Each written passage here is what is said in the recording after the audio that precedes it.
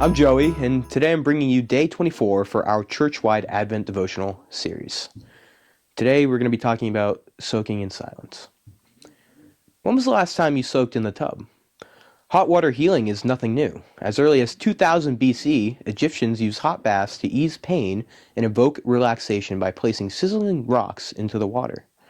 In ancient Greece, elaborate structures were built around natural hot springs as early-day hospitals. There, the father of medicine himself, Hippocrates, prescribed soothing soaks as treatment for conditions ranging from jaundice to rheumatism. The word spa comes from the Latin term sanus per aquam, meaning health through water.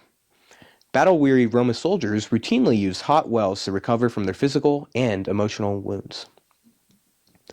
While soaking is good for the body, it is equally good for the soul.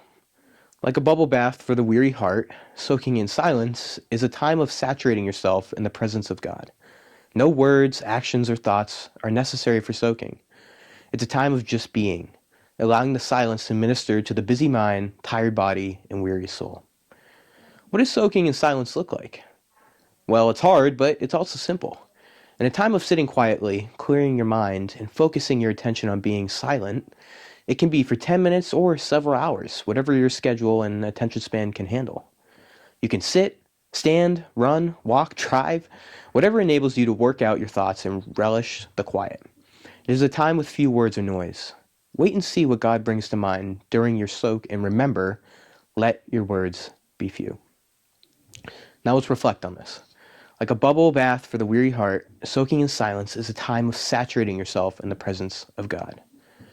And in response to that, we have to remember, because we're so used to living in a noisy world, cultivating a quiet mind takes time and practice. Soaking in silence is meant to be a time for resting in the presence of God. No words are necessary.